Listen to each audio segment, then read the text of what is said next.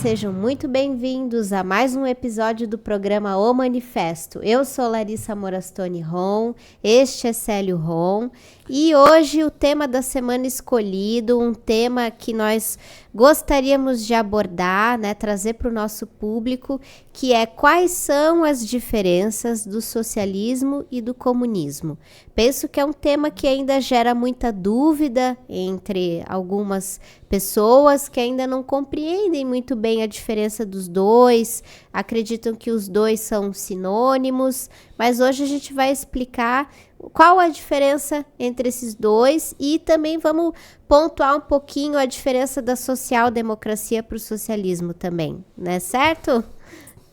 Posso começar? Pode começar. Eu quero então cumprimentar os nossos ouvintes, né, os nossos espectadores, e dizer que esse de fato é um dos temas mais complexos da política no mundo hoje. E é um dos temas que mais gera confusão, não só entre a juventude, mas entre políticos, entre intelectuais, historiadores, entre as mais variadas pessoas, cientistas sociais. Existe muita confusão em separar e entender qual é a diferença entre ambos. Então, alguns inclusive escrevem, eu vejo assim, e a imprensa mundial, a imprensa capitalista parece que faz então questão de semear um monte de confusão para que ninguém entenda o que é a diferença. Então isso eu sinto. Parabéns pelo tema escolhido, Larissa. Então tá, como que podemos começar abordando? Vamos conceituar o que é capitalismo, socialismo, comunismo, para as pessoas entenderem a diferença entre esses três e depois a gente vai destrinchando o tema, pode ser? Pode ser. Queres começar? Sim, podemos começar. Penso que a gente poderia então começar falando então sobre o que é o capitalismo, que é o atual modo de produção em que nós vivemos, né? Então, um modo de produção, o que determina o modo de produção, né? Seria as forças produtivas, né? E os meios ali pelos quais as forças produtivas, né? As interações acontecem nessa sociedade. Mas você pode ir me complementando. E o sistema de propriedade ou de coletividade desses meios de produção. Então, nos meios de produção, né, no capitalismo, a propriedade privada é a que detém, né, os meios de produção, né? E aí, o que a gente pode, então, dar um exemplo aí de meios de produção, né? A gente pode, então, citar não só grandes fábricas, como também as terras, os bancos, minérios, tudo, né? Tudo que gera riqueza. Exato. Tudo que vai gerar riqueza vai gerar o capital, né? Que seria a riqueza, necessariamente, né? Não o capital, a riqueza, porque o capital poderá nem existir. Isso, exato. Né? É difícil conceituar esses termos, mas algumas pessoas talvez entendem capital apenas como dinheiro, mas não se resume a apenas dinheiro, também são outras questões que envolvem o capital. Então, no modo de produção capitalista, a propriedade é privada, né? Então, são poucos aí indivíduos que detêm essa propriedade privada. A propriedade privada, ela não está na mão de um coletivo, né? Então, o que acaba acontecendo no sistema capitalista? Como são poucos que detêm a propriedade privada, então eles acabam... Uma minoria. Talvez, não tenha esses dados estatísticos, mas talvez nem 1% que efetivamente são possuidores dos meios de produção. E aí, o que acaba acontecendo é que a grande maioria da população que não detém, né, esses meios de produção acaba sendo explorado, né, na sociedade capitalista. Então, a gente tem aí as classes que compõem, né, o capitalismo, então, é uma sociedade com classes. E quais são, então, as classes que a gente pode dividir, né, a burguesia e o proletariado. Né? A burguesia, então, é a classe que detém os meios de produção e o proletariado é a classe aí que vai... Que produz as riquezas e que vende sua força de trabalho. Exato, vende sua força de trabalho. Muito bem.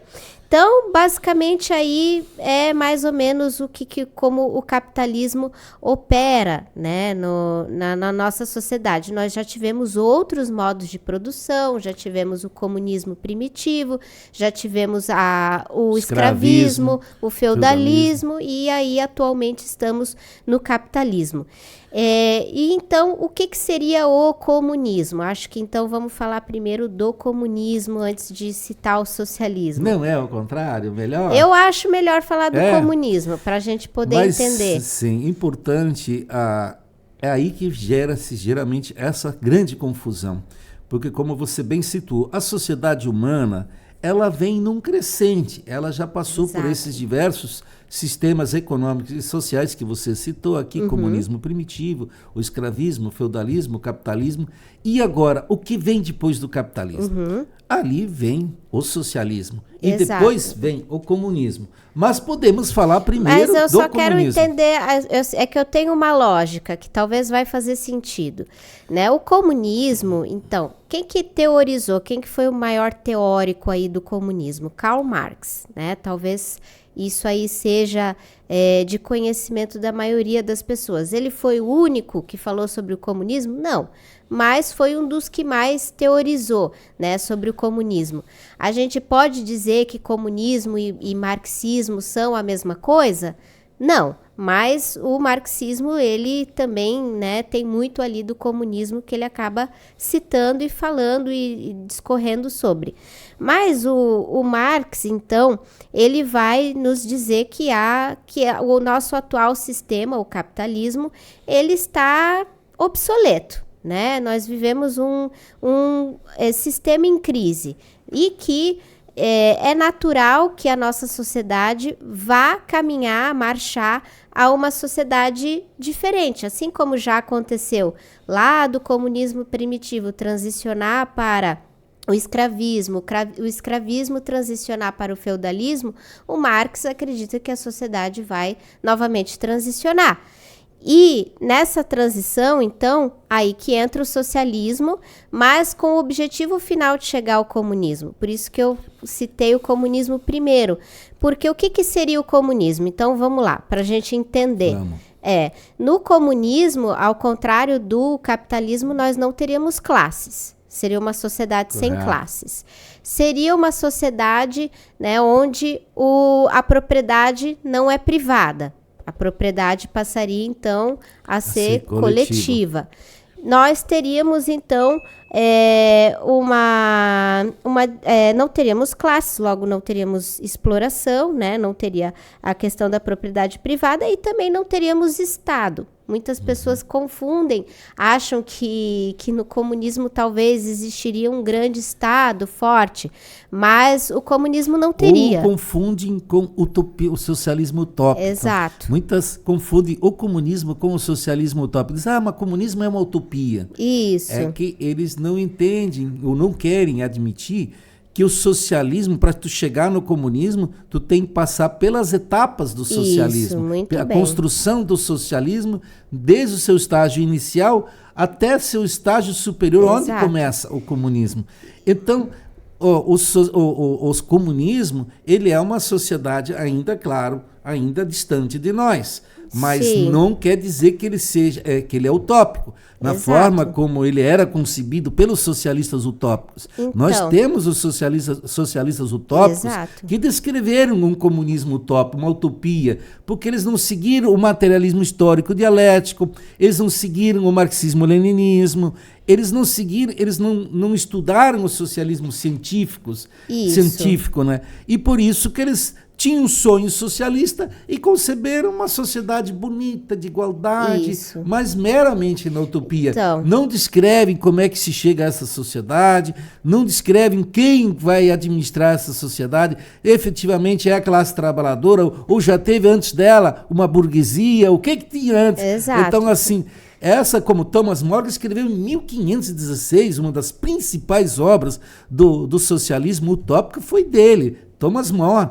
em inglês, que em 1516, ou seja, nem capitalismo não existia. Estava surgindo na época o embrião do capitalismo, mas ele estava inconformado com essa sociedade feudal que era extremamente exploradora, e ele imaginou uma sociedade comunista. Outros dizem, mas Jesus Cristo os cristãos mais progressistas costumam dizer, não, mas Jesus defendeu uma sociedade comunista, uma sociedade de igualdade. Então, claro que, se você olhar ali com atenção o que Jesus Cristo disse, não tem a ver com um socialismo, mas ele nunca defendeu claramente uma sociedade. Como seria essa sociedade socialista, como é que ela seria construída, isso Jesus Cristo não está escrito nas escrituras dele. Muito bem pontuado. Então, o seguinte, o comunismo é essa sociedade mais igualitária, né? Posso complementar sobre ela um pouco? Pode. O comunismo, ele é uma sociedade muito avançada, que vem depois do socialismo também extremamente avançado, onde os meios de produção são extremamente avançados e coletivizados. Isso. Porque o socialismo, ele pode ter várias etapas, e não se sabe quantas etapas existem no socialismo. Cada país pode ter etapas diferentes, depende da quantidade de países que migrarem para o socialismo, depende de toda uma correlação de forças da política mundial e do poder da classe trabalhadora. Porque o socialismo científico, ele é dirigido pela classe trabalhadora. E, de regra, por partidos marxistas-leninistas. E, de regra, poderíamos ainda mais dizer, de regra, por partidos comunistas. Posso apenas complementar? Sim. Então, só para a gente, seguir um caminho aqui, né? O comunismo, então, seria essa sociedade muito mais avançada. Mas, então, vamos voltar. Se o comunismo é essa sociedade mais avançada, a gente tem que ter uma transição. Correto. Do capitalismo para essa sociedade. E aí que entra o socialismo. O socialismo, então, é o modo de produção de virada, de transição, né? Que o objetivo final é chegar ao comunismo. E antes você pontuou muito bem, pai, a questão do socialismo utópico, do socialismo científico. Vamos discorrer um pouquinho sobre isso para as pessoas entenderem um pouco melhor? Porque eu penso o seguinte, o socialismo utópico, ele não é uma ideia nova, né? Como você muito bem disse, ela já é até uma ideia que já vinha antes de Marx. Já tinham. Muito antes de Marx. Já existiam os utópicos, né? Especialmente os franceses. E eles já idealizavam uma ideia de uma sociedade melhor, de uma sociedade igualitária, né? Com avanços, onde todo mundo teria acesso à educação, saúde. Isso já é uma ideia antiga, não é uma ideia nova. Só que existe um ponto que a gente tem que diferenciar. Inclusive no século XIX, só para te complementar, surgiram várias sociedades de socialismo utópico. Exato. Se formou grupos de colônias de socialismo em vários lugares do mundo. As pessoas iam morar lá, coletivizavam tudo, compravam uma propriedade coletivamente, em conjunto, e lá iam, produziam tudo igualzinho, toda forma. Então, elas exerciam o socialismo utópico. Isso. Né? E por que não dá certo? Então, vamos lá. Eu acho que algo que a gente tem que falar sobre o Marx é que ele foi um jovem hegeliano.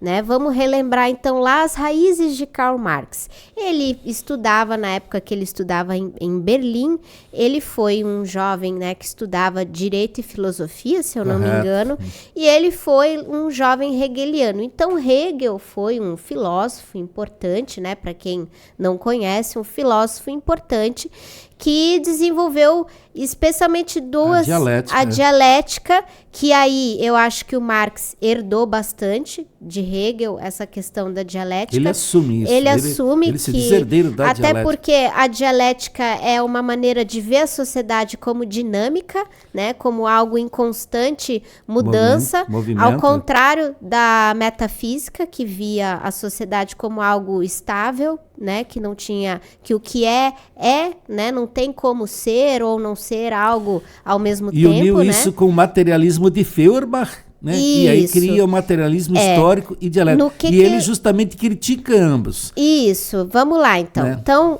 qual que foi a crítica que Marx fez ao Hegel? Foi justamente ao idealismo. Então, eles concordaram ali na dialética, mas ele discordou de Hegel porque Hegel era um idealista. Ele até dizia que ela estava de cabeça para baixo. Isso, o que seria o idealismo? Então, é justamente eu acreditar que a minha realidade vem do pensamento. Então, primeiro eu penso, idealizo e depois vem a realidade. E o Marx e o Engels vão dizer, não, é o contrário. Primeiro eu tenho essa realidade aqui, material, concreta, material, e aí depois, a partir disso, eu tenho ideias, né? A partir do coisa que vem do material. Feuerbach tinha. Ele defendia, dizia que a coisa, que o material era importante, determinante, mas ele não entendia que o materialismo dialético, ele não juntou com a dialética. Exato. Então ele defendeu o materialismo mecanicista, segundo Marx. Ou seja, estanque, que não tinha... Não muda, né? Ou seja, para traduzir isso para a sociedade, seria uma sociedade que não muda.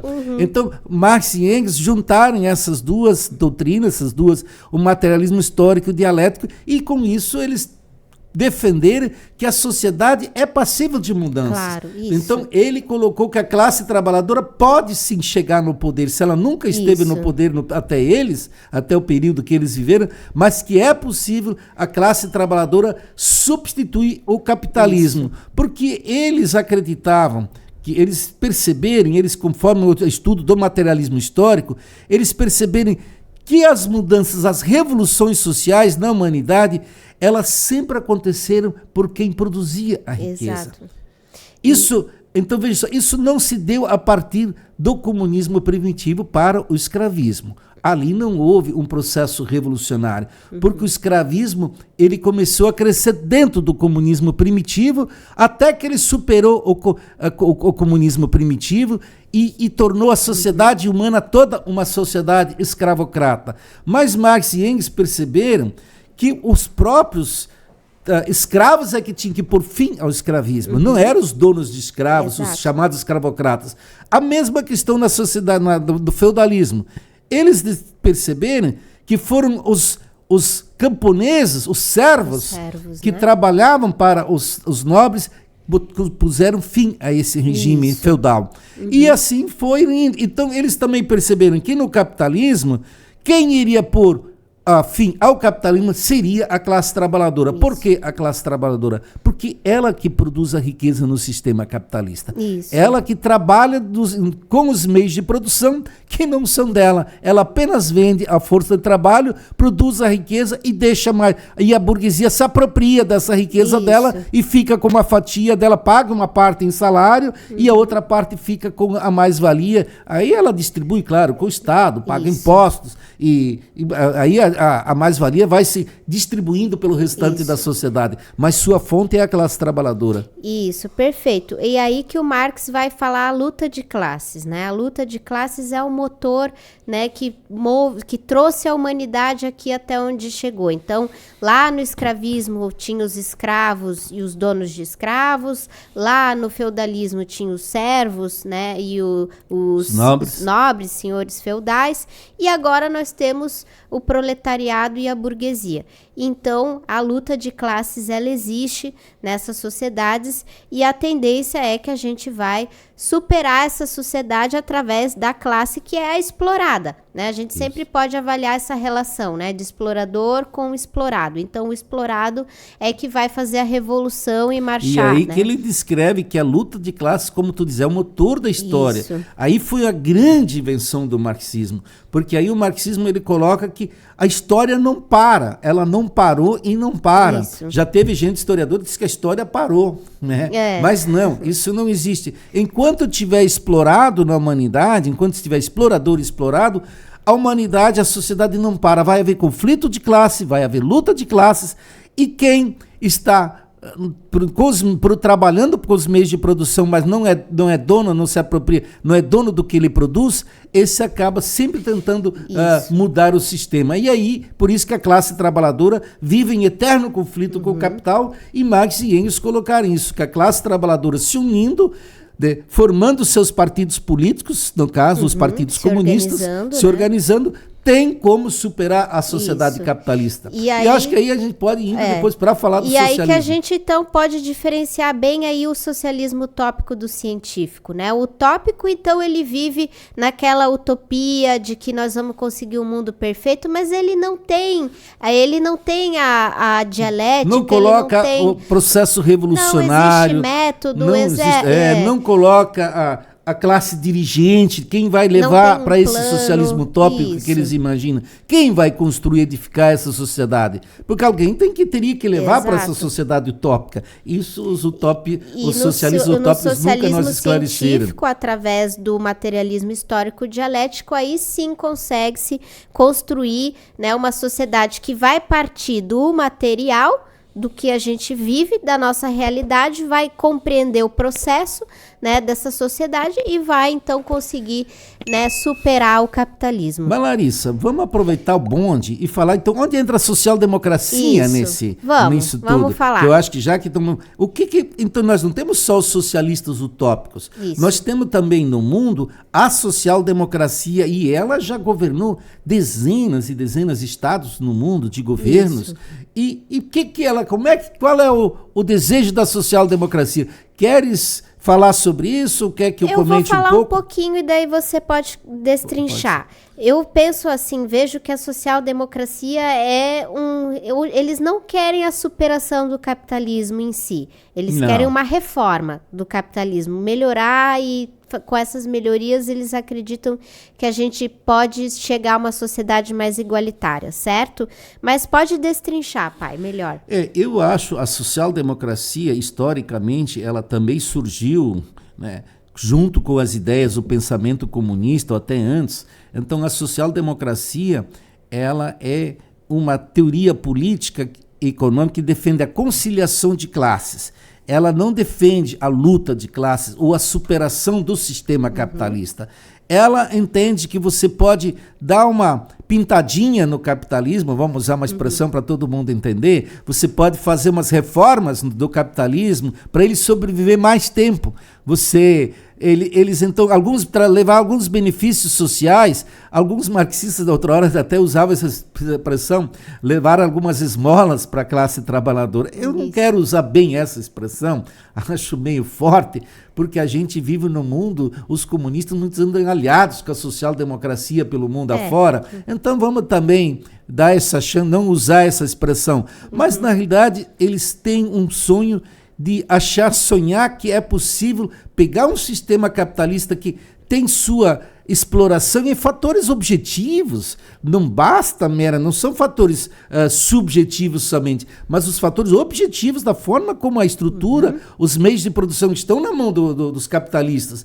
Então, se você não consegue tirar os meios de produção da mão dos capitalistas, como é que você vai construir um socialismo? Então, a social-democracia, os partidos geralmente se intitulam socialistas. Se você olhar Partido Socialista lá alemão, Partido da Social-Democracia Alemã, vamos pegar um exemplo, Partido Socialista Francês, Partido Socialista não sei lá do quê, Partido Trabalhista não sei lá do quê, assim, mas na realidade, se você ler o estatuto deles, eles não são marxista-leninistas, eles não defendem o materialismo histórico e dialético, eles não defendem a tomada do poder pela classe trabalhadora, até diz não, a classe trabalhadora até sonha que a classe trabalhadora eleja esses governos, mas não querem o poder para a classe trabalhadora, porque você eleger um governo é uma coisa. Agora, para você mudar um sistema econômico, para você mudar do socialismo, do capitalismo para o socialismo, você precisa mudar o sistema econômico e você precisa ter a classe trabalhadora no poder, que é diferente do que você ter um presidente da república no poder, ter alguns ministros no poder governando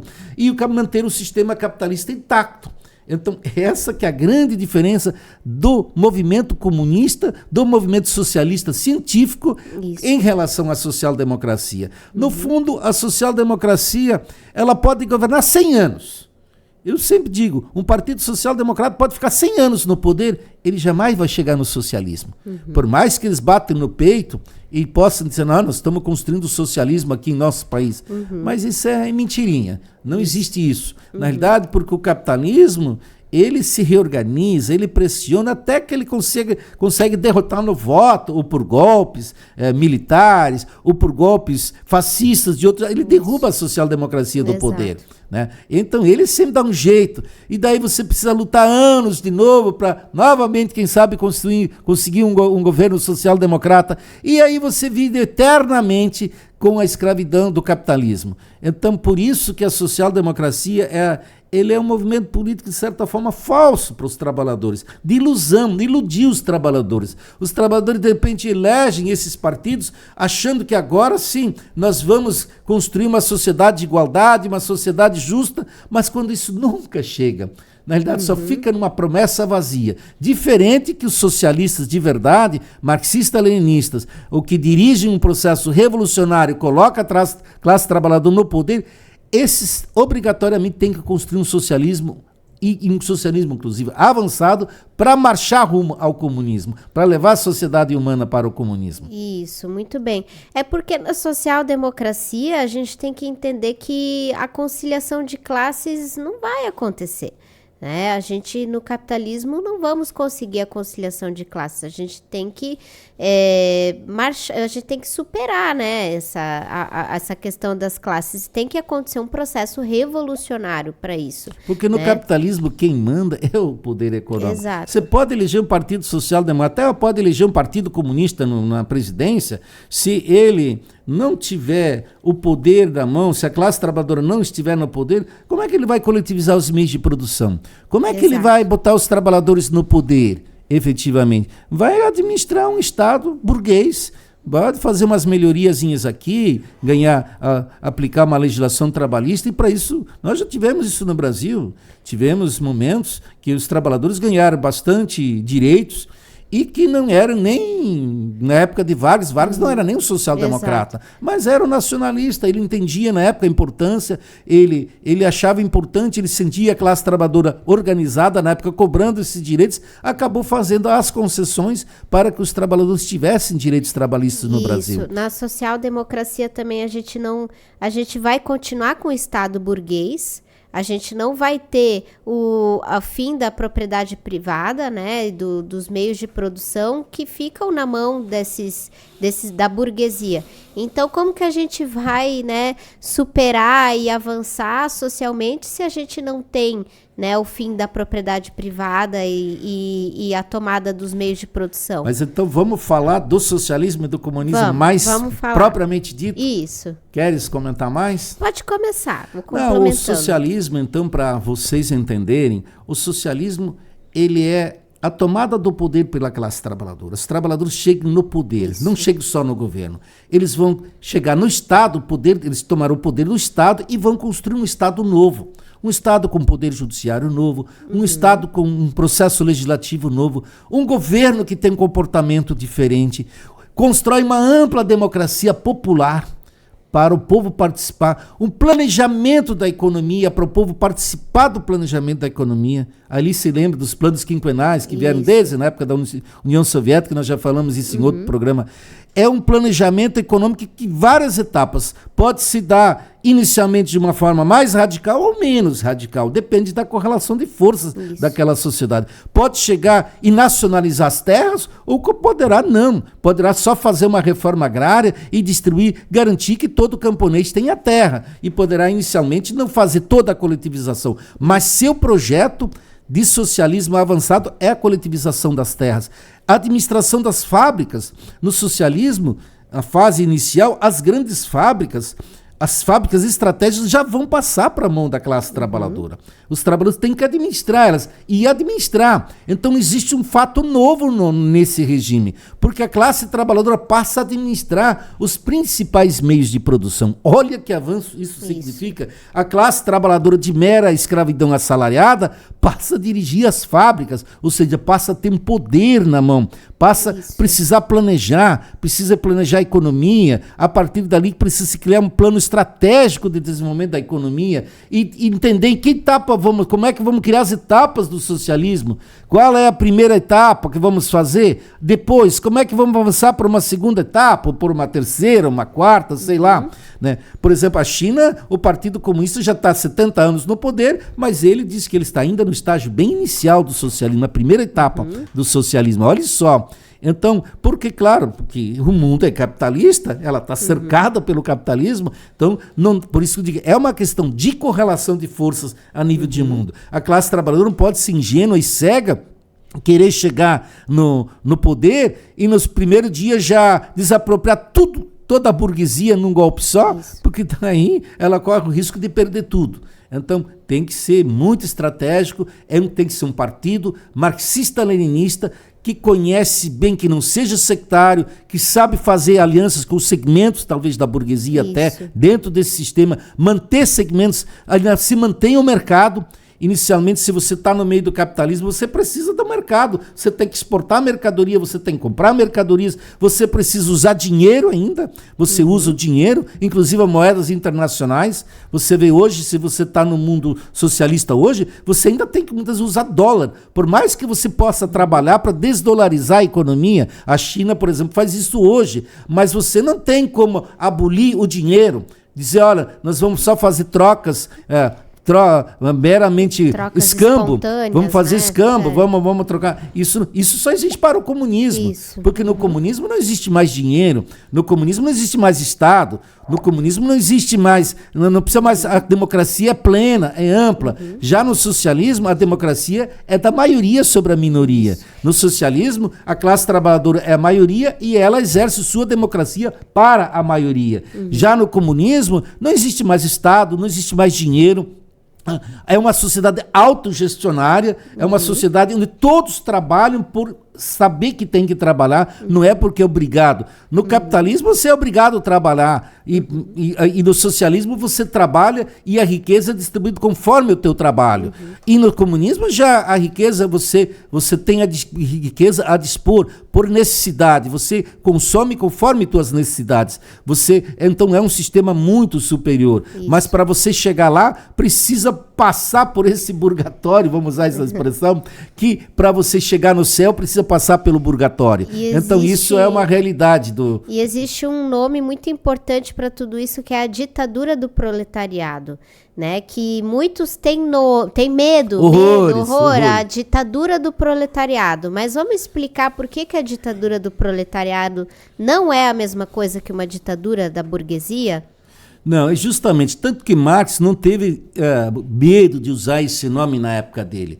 A ditadura do proletariado, ela causou muito furor, muito terror para a burguesia, porque ditadura do proletariado é nada mais do que a democracia da maioria sobre a minoria.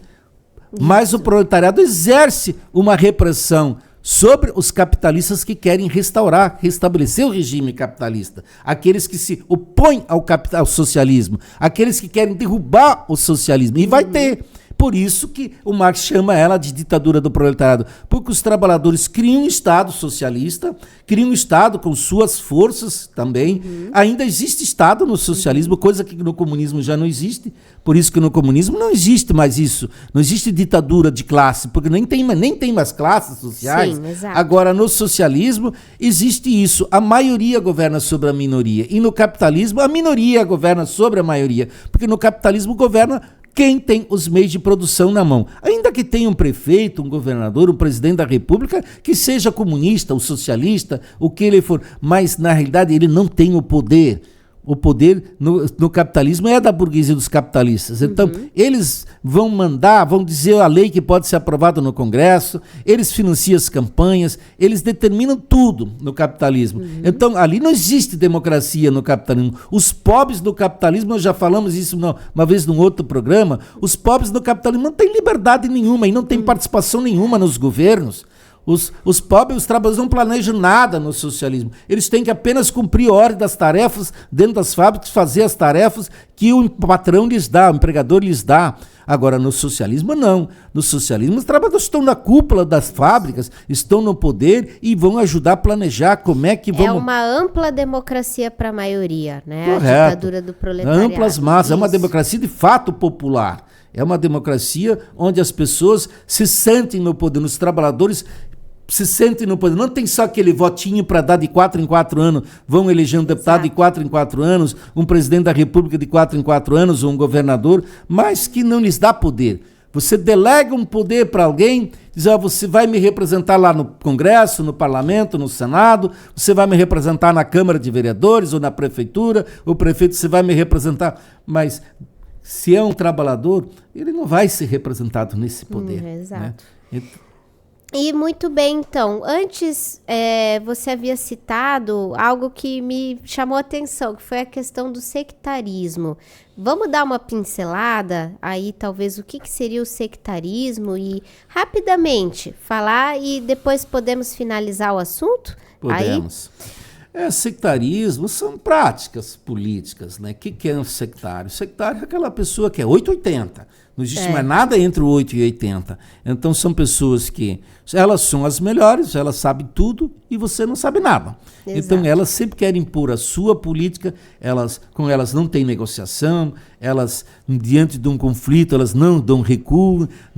Então pessoa sectária é aquela pessoa que quer se impor pelo grito, pela sua prática, ela acha que ela é a única que tem razão. E nós temos muitas correntes políticas que pensam Exato. assim. Inclusive no meio dos trabalhadores, nós temos correntes extremamente sectárias que se acham melhor do que os outros e no fundo fazem um jogo da burguesia, dos capitalistas. Exato. Quando é no movimento sindical, isolam-se dos demais. Quando é no movimento estudantil, se isolam, só eles prestam, os outros são ruins. Isso sempre foi presença no meio dos trabalhadores. Infelizmente, isso são fatores que... E sua raiz política geralmente é na pequena burguesia. Então, nas universidades, se você quer saber o que é sectarismo, o que é o esquerdismo infantil, o chamado esquerdismo infantil, como Lenin dizia, que é a doença do comunismo, você acha tantos... Só aquela pequena burguesia que tem um dinheirinho no bolso, os trocos no bolso, podem, né, se acham melhorzinho, porque os pais sustentam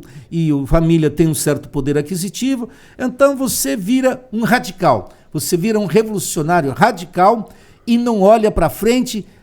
Eu diria que quase utópicos também. São utópicos, extremamente utópicos. Não enxergam a metodologia de fato, né? Eles se orientam pela utopia, é verdade. Então, eles acham que eu sou bom, melhor, eu vou construir uma sociedade ideal, uma sociedade melhor, e você não sabe. Então, deixa para... Então, eu não quero aliança contigo para nada. Nós temos no mundo um movimento trotskista muito ligado a isso. Exato. Nós temos muitos partidos pelo mundo que se dizem de esquerda, mas que seguem a orientação de Trotsky, de Leon Trotsky, que foi expulso do Partido Comunista Soviético em 1928, ele é um dos grandes intelectuais do sectarismo mundial. Então o sectarismo na política, ele se orienta muito no trotskismo, porque o trotskismo acha que só ele entende de revolução. Mas eu não quero falar aqui, não é o nosso tema, nosso objeto. Não é o foco. Bom, teria mais alguma questão para a gente pontuar sobre socialismo, comunismo, social-democracia? Vamos dar uma recapitulada, porque o tema volto a dizer, extenso. E o tema não é fácil. Não. As pessoas, elas já leram muita coisa sobre isso e surgiu muita confusão. Então, para quem é marxista-leninista, quem já milita há anos, pode achar que isso é uma coisa simples. Eu não vejo. Você pode ir em qualquer universidade, você pode ir no mundo, das melhores universidades do mundo, onde você pode achar aqui estão os melhores historiadores, aqui estão os melhores intelectuais do pensamento social no mundo, você vai achar uma extrema confusão. Que, na realidade, as pessoas dão o conceito ao socialismo, ao comunismo, ao que eles efetivamente defendem. Essa que é a realidade. Se ela não é socialista, se ela, por exemplo, não segue o socialismo que Marx e Engels pregaram, e essa corrente hoje... ela, na realidade, inventa seu conceito de socialismo. Então, ela vai dizer, socialismo é isso aqui. Aquilo lá não é socialismo. Aquilo lá é coisa dos marxistas. Aquilo lá é coisa dos leninistas. Então, assim, isso gera... Por isso, essa confusão mundial existe. Mas o que hoje se comprovou no mundo, o que chegou mais próximo do avanço social foi o marxismo-leninismo. Isso. Na realidade, os partidos comunistas que seguiram, que seguem a linha marxista-leninista, que se mantiveram, que são os que estão no poder, conseguem permanecer no poder. Porque os demais que sonham com utopia, ou que fazem concessões de classe extremamente que não podiam fazer, esses acabam sucumbindo, acabam sendo, pela história, acabam perdendo a oportunidade de construir uma sociedade de igualdade de verdade. Então os comunistas, eles precisam ter extrema clareza o que é efetivamente, como é que se constrói efetivamente uma sociedade comunista. Que você necessariamente tem que passar pelo socialismo, entender as etapas. Por isso que a grande confusão hoje sobre a China. Sobre a China você tem 1000 conceitos no mundo. Exato. As pessoas não compreendem o que o Partido Comunista Chinês está fazendo. Alguns dizem que aquilo lá é puro capitalismo. Outros dizem, não, aquilo lá é pura ditadura comunista. Essa semana eu ouvi que a China é imperialista. Outros dizem que aquilo lá é um imperialista. Eles olham o programa da Rota da Seda da China, que faz investimentos e acha, não, aquilo é um programa imperialista, que não é. A China faz uma relação nada de exploração, ela tem uma relação fraternal a partir do programa O Caminho da Seda, né, a Rota da Seda. Então é para ajudar os povos, porque a China ela não tem uma visão egoísta do seu desenvolvimento. Ela sabe que para ela também se manter no socialismo, o mundo tem que ir para o socialismo. E outra, ela sabe que ela também precisa de aliados. E a partir dessa ajuda que ela dá aos outros países, ela mantém aliados. Por isso que a China tem um grande respeito pelo mundo, porque o dia que ela não tiver aliados, ela vai sucumbir perante o capitalismo. Vai ficar sozinha e vai sucumbir.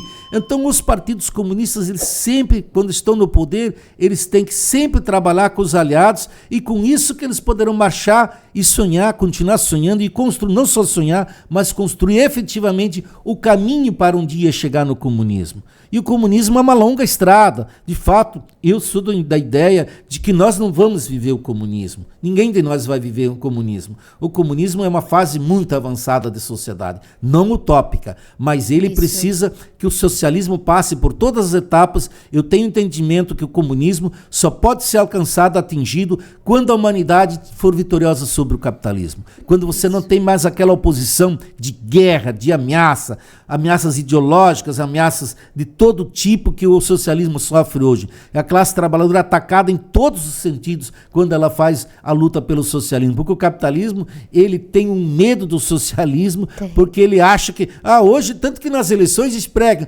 se aquele candidato lá, que ele ganhar o poder, eu vou perder, eu só posso ter, eu vou perder meu apartamento. Se aquele partido ganhar, eu vou perder minha fazenda. Se aquele partido lá ganhar, minha fábrica vai ser socializada, vou perder. Esse é o discurso que a burguesia usa nas campanhas eleitorais. Ela cria verdadeiros terrores sobre os trabalhadores, deixa os trabalhadores confusos. Outros daí dizem, aquilo lá é uma ditadura sangrenta, uma ditadura socialista ou comunista sangrenta, sempre tentando pintar a democracia mais avançada que existe como uma ditadura. Por quê? Porque daí ele não pode fazer mais o que quer. Imagina, porque no capitalismo o burguês faz o que quer. Elon Musk, por exemplo, nos Estados Unidos, o cara mais rico do mundo, ele faz tudo o que ele quer. Esse dia ele estava no governo, agora saiu, continua brigando com o Trump, continua desafiando o Trump, até que ponto eu não sei que os dois onde vão parar. Então, assim, por quê? Se os grandes capitalistas se juntarem com ele, eles vão pegar o Trump e vão enfiar ele numa sacola, num saco, botam ele dentro de uma lata de lixo, dentro do bolso e acabam com ele em poucos dias. Porque o capital que manda, imagina, por trás existe mais milhares de empresários dos Estados Unidos que poderão estar juntos. São muito mais ricos que o Trump. Então, assim, quando a direita também não consegue governar, o extremismo de direita, ele não consegue, é porque a burguesia também está dividida. Aí também, porque se ela estiver unida, ela tem muita força.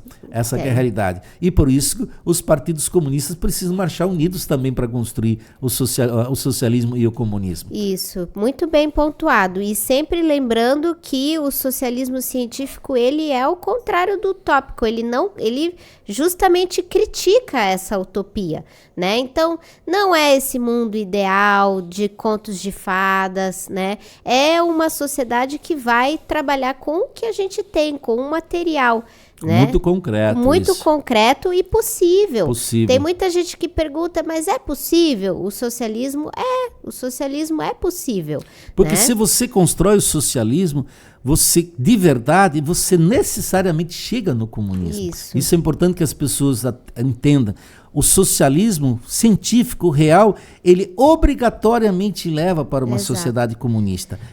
Então, ali não existe utopia, não existe somente um sonho, existe uma realidade concreta. Talvez a gente nunca chegue a ver, né? Nós, eu, você, né? Todo mundo que está nos assistindo, talvez nós nunca cheguemos a ver o comunismo de fato. Mas podemos ver o socialismo podemos ainda. ver o socialismo e poderemos então ver, né? Como que vai se desenvolver e marchar, porque o comunismo, ele vai ser a tendência final. Né? A tendência final vai ser o comunismo acontecer. Não sabemos quanto tempo, mas uma hora ele chegará. Isso é o caminho objetivo. A humanidade, nós não vamos ficar no capitalismo. Muitos capitalistas acreditam piamente que uma história parou. O capitalismo é o último e único sistema que vai prevalecer na humanidade. Isso é uma utopia deles. Isso é um sonho deles. Não tem como. O capitalismo tem muitas contradições. Porque a sociedade está em movimento. Né? Se o universo está em movimento, tudo muda. Até o Sol que existe hoje, daqui a 5 bilhões de anos não vai mais existir. Não vai mais existir. Todos os planetas, esse universo que nós olhamos no mundo, ele teve um começo e vai ter um fim, e vai ser substituído por outro. Imagina as ciências econômicas e sociais e políticas. Elas existem hoje e no passado eram totalmente diferentes. Então, elas também, a sociedade humana, ela vai marchar, ela vai buscar com avanços, com recuos, às vezes derrotas, como foi na União Soviética. Houve uma derrota momentânea da destruição do socialismo da União Soviética, aquela primeira experiência que o mundo fez e foi destruída, mas não porque não deu certo, porque foi destruída internamente, né? Pela fato, né? Isso. Mas a humanidade não vai para o mundo, não para. Essa que é a realidade. Então eu terminaria por ali. O mundo não para, nós não vamos parando. E a história da humanidade aponta um farol lá de longe. Isso é a dialética. Isso. Né? E lá de longe eu vejo o farol do socialismo e do comunismo. Entender que estamos em constante mudança, né? É isso. É exato, é isso. Então queremos deixar essa mensagem aí. Espero que tenha ficado entendido para o nosso público as diferenças, né? Socialismo, comunismo, capitalismo, enfim. E que... Obrigado pelo teu conhecimento, Larissa. E que as pessoas venham aí para contribuir para o debate, tá bom? Tchau, tchau, pessoal. Tchau.